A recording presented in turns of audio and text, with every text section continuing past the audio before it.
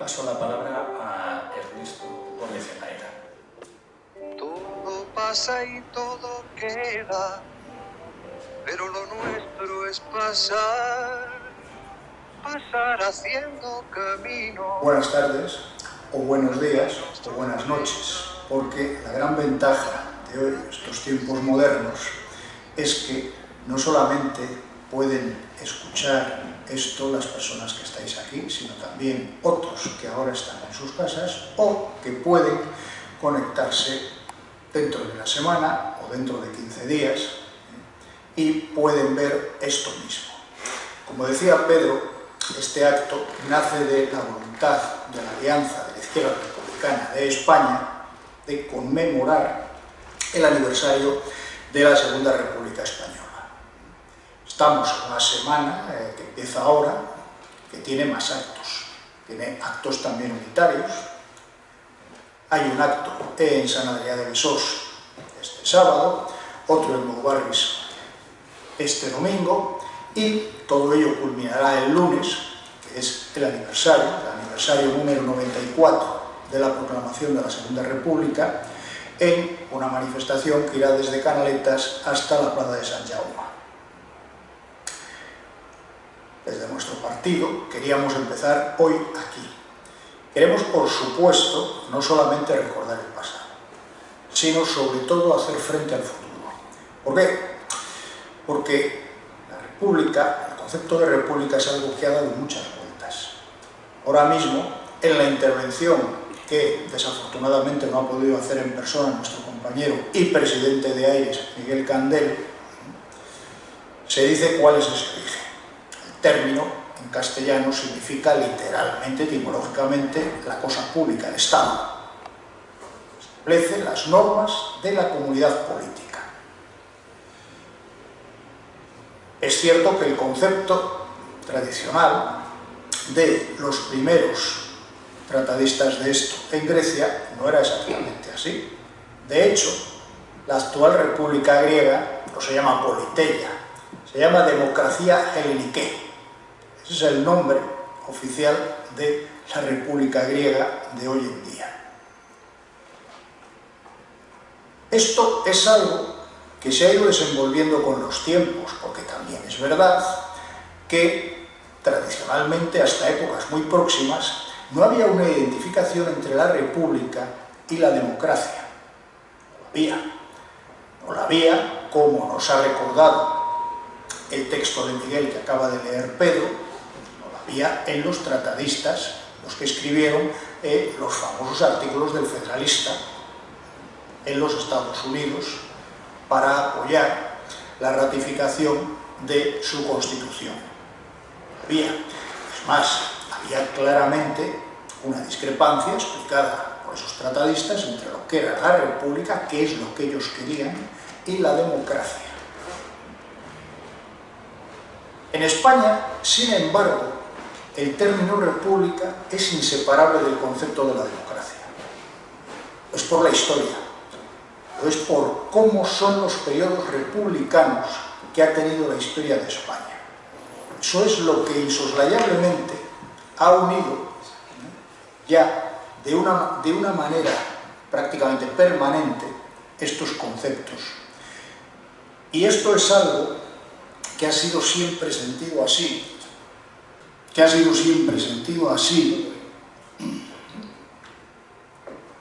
por todos los movimientos políticos españoles.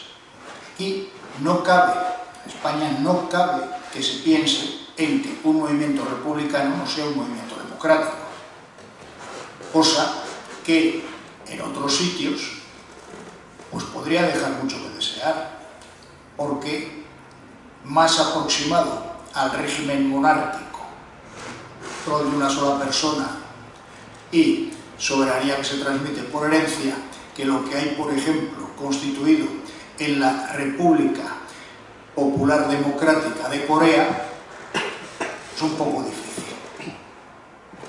Pero en España no es así. Sin embargo, también es verdad que inicialmente en España, históricamente, también se conocía la diferencia que había entre democracia y república. Y, de hecho, los primeros movimientos democráticos españoles no eran rotundamente republicanos, no lo eran, tardaron mucho tiempo en serlo. Los primeros movimientos democráticos no se lo plantearon. El primer movimiento democrático, auténtico, que luchó contra la reacción, que movilizó a miles de personas y que se las mantuvo tienas con la reacción, que fue durante el trienio liberal, jamás se les ocurrió intentar proclamar la República. Quizá eso sea uno de los motivos de su fracaso. El otro, evidentemente, fue una intervención extranjera, porque la reacción española demostró no tener suficiente impulso, suficiente fuerza, como para derribar aquel régimen, que era una naciente democracia, pero que no tenía ninguna intención, no lo especificó en absoluto, ni dio ningún paso para convertirse en republicano. Para eso hubo que esperar bastante tiempo. Hubo que esperar al sexenio democrático, en el cual ya existe un partido republicano muy fuerte. Es el partido más avanzado de los que actúan políticamente durante esa época, durante el sexenio de 1868 a 1874. Un partido que consigue triunfar y llevar a su culminación ese sexenio, aunque al final fracasa. Pero esto ya hace que para siempre, que lo que viene es una restauración borbónica, digamos, suponiendo que, bueno, que hagamos caso siempre a los registros civiles, porque según el registro civil, efectivamente, el rey Alfonso XII se apellidaba Borbón de primero, solo según el registro civil. Si no hubiese habido un fraude en el registro civil, se hubiese apellidado Puigdemont, evidentemente, y no hubiera habido una restauración borbónica, sino que hubiera habido la instauración de una dinastía, la dinastía Puigdemont, que no proviene de los Pirineos occidentales, como los Borbones, sino que proviene de un teniente. Pero bueno, el hecho es que esto también configuró para siempre el republicanismo como un movimiento totalmente democrático en España. Ante la restauración, los republicanos luchan por volver a un régimen en el cual haya sufragio universal masculino, por supuesto.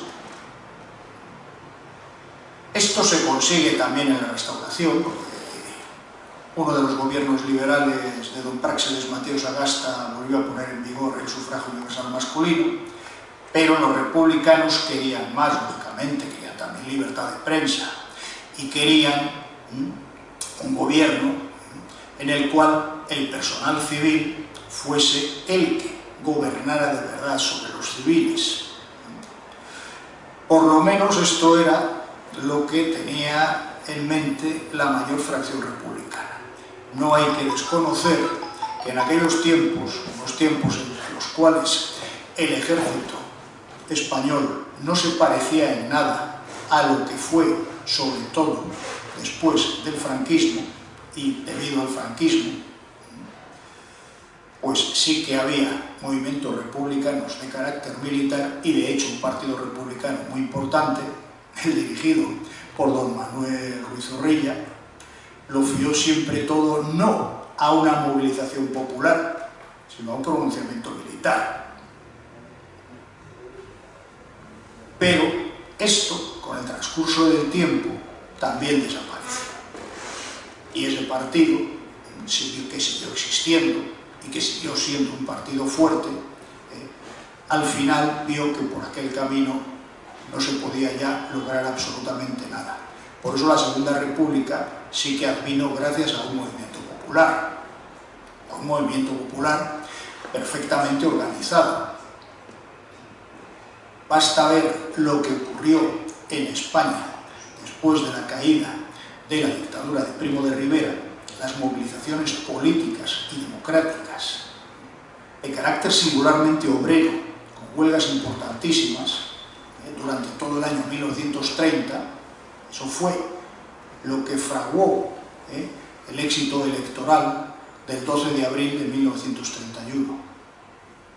como la Segunda República fue asesinada por un golpe de Estado militar, porque también la derecha civil española demostró que no tenía ninguna otra posibilidad, ya para entonces lo fiaban todo a eso, a la intervención del ejército, que ya entonces sí que es verdad que ya no se parecía a lo que había sido durante el siglo XIX.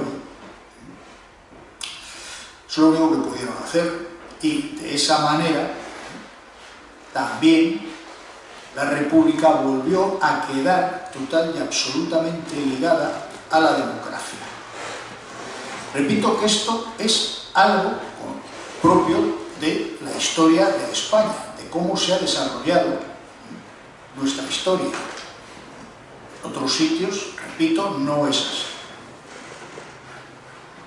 Por eso, cuando en España vuelva a haber una tercera república, no podrá surgir más que a través de un movimiento democrático masivo que consiga llevarse por delante de manera popular y activa todo el entramado pseudo-democrático en el cual consiste, pues bueno, el gobierno del capital organizado hoy en todo el occidente colectivo, del cual España no es más que pues, una pequeña parte, como vemos todos los días si abrimos un poco los ojos a nuestro alrededor. Yo creo que no se puede hacer de otra manera, por una razón, porque también, como somos deudores de nuestra propia historia, de nuestros antecedentes, hay que recordar que la historia constitucional española se basa siempre en que las constituciones son derribadas y nunca modificadas de acuerdo a los requisitos establecidos en la propia Constitución. Solamente existe una Constitución española, por llamarla de esa manera, que fue modificada de acuerdo a lo establecido en la propia Constitución, la de Franco. Las leyes fundamentales, el famoso de la ley a la ley a través de la ley, de Torcuato Fernández Miranda, que efectivamente es cierto. La Constitución de 1978 de la manera en que las leyes fundamentales del franquismo, que eran 8, la 8ª no fue promulgada por el general golpista, pero era también la 8ª, la ley de la reforma política, que permitió modificar todas las leyes, las 8 leyes fundamentales del franquismo y dar nacimiento a unas Cortes Constituyentes que crearon una nueva Constitución. Es la única Constitución española, el único ordenamiento constitucional de este país que se modificó de esta manera. Absolutamente todas las demás constituciones, fueran democráticas y republicanas o fueran plutocráticas y oligárquicas, todas fueron derogadas por movimientos que eran o bien pronunciamientos militares o bien también movimientos populares o elecciones que se salían del marco verdaderamente, auténticamente constitucional. La Primera República fue votada en las Cortes que habían sido elegidas en base a la Constitución de 1869.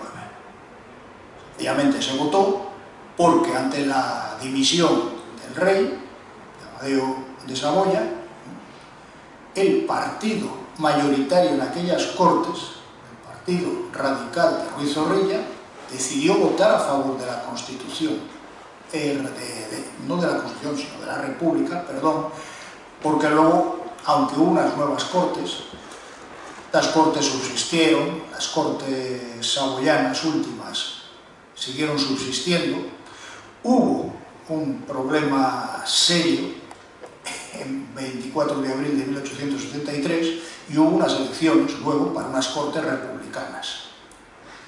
que nunca llegaron a elaborar una constitución.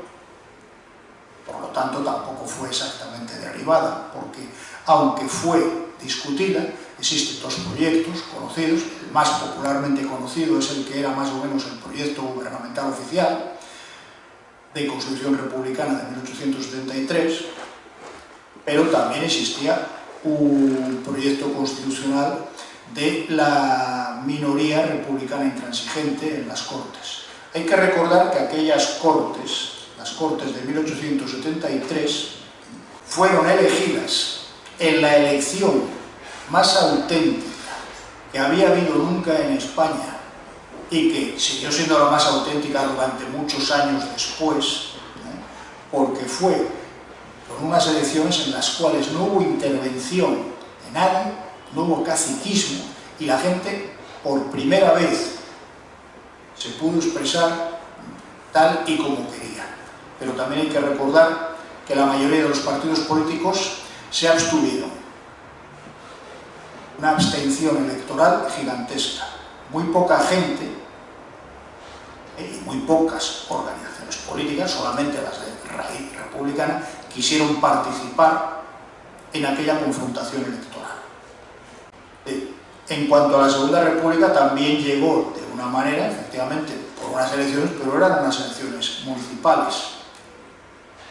Se tiende a olvidar que aunque eran unas elecciones municipales, la realidad es que eran las primeras elecciones que se celebraban en España en muchísimo tiempo, porque lógicamente las Cortes habían sido disueltas por el golpe de Estado del 13 de septiembre de 1923 y es conocido que el intento de reanudar el turno y toda la política de aquellos años fue un intento que fracasó, pero que lo que sí fue verdad es que al intentar hacer un proceso electoral decidieron empezar, fue la voluntad del poder establecido, decidieron empezar por unas elecciones municipales porque pensaban que era muy arriesgado ir a otro tipo de elecciones, por ejemplo, elegir Cortes directamente, menos aún Cortes constituyentes, que era una reclamación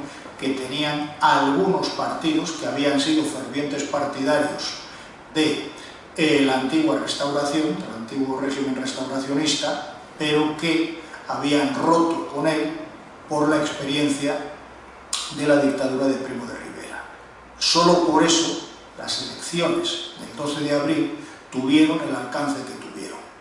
Hay que recordar que inmediatamente después, nada más constituirse el gobierno provisional, el 14 de abril, inmediatamente se estableció, lo publicó el Boletín Oficial del Estado, entonces Gaceta de Madrid, lo publicó a los 3 días, el Estatuto del Gobierno Provisional, estatuto, ordenamiento con el cual se pretendía salvar la provisionalidad y que, por supuesto, no debía ni reconocía nada de la antigua Constitución de 1876, que en realidad había sido ya destruida por el golpe de Primo de Rivera. Es cierto que lo primero que hizo, en base a ese estatuto, el gobierno provisional fue convocar Cortes constituyentes. Por eso, todo esto sirve para, creo yo, llevarnos a pensar que si queremos ver amanecer la Tercera República en España, solo podemos conseguirlo a través de un movimiento popular. Solamente puede ser un movimiento democrático. Otra cosa no sería propio de lo que nosotros queremos, no daría satisfacción a aquello que fue roto para constituir el vínculo político de nuestra sociedad, que ahora tendría que constituirse lógicamente de otra manera. No hay que olvidar que la Constitución de diciembre de 1931 contenía cosas muy propias de la época, pero de ella estaban ausentes un montón de cosas que hoy sí que se consideran propias de una sociedad democrática. Solamente de esta manera se puede conseguir. Y repito, tiene que ser un movimiento popular y masivo porque si no, será imposible lograrlo. Eso es el objetivo que Aire se ha marcado. Y como somos realistas, pero realistas en el sentido inglés, que ya sabéis que no es el mismo sentido, en inglés realista y royal no es lo mismo, en castellano sí. Nosotros somos realistas en el sentido de autenticidad, de verdad. En ese sentido, somos conscientes de que necesitamos aunar muchas más fuerzas.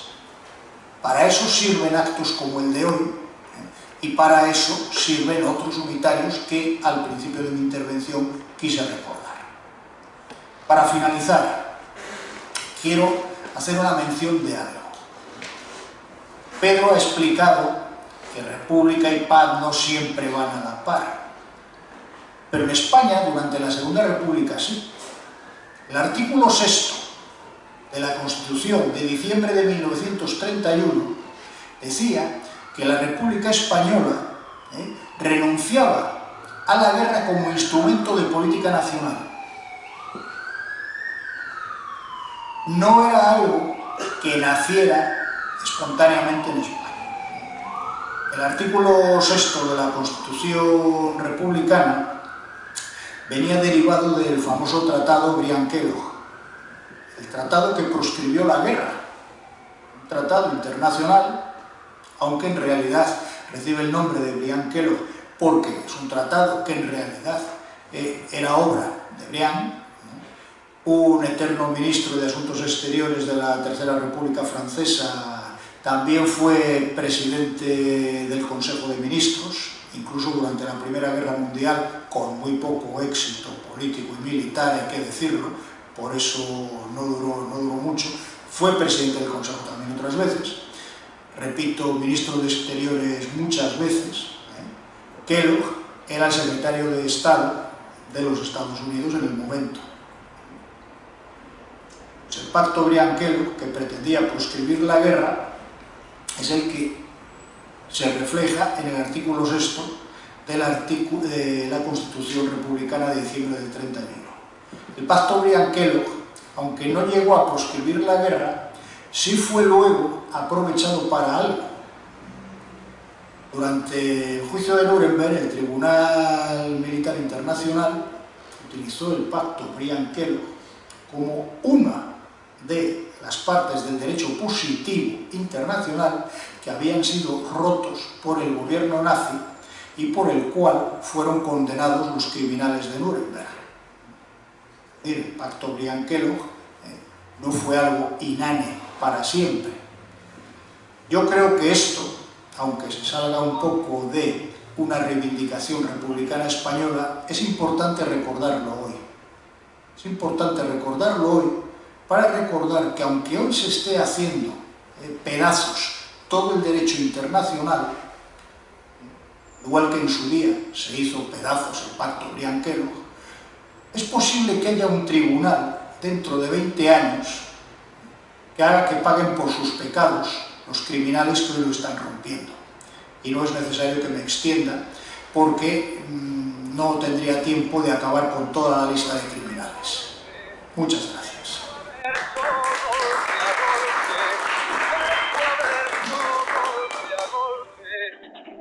Suave.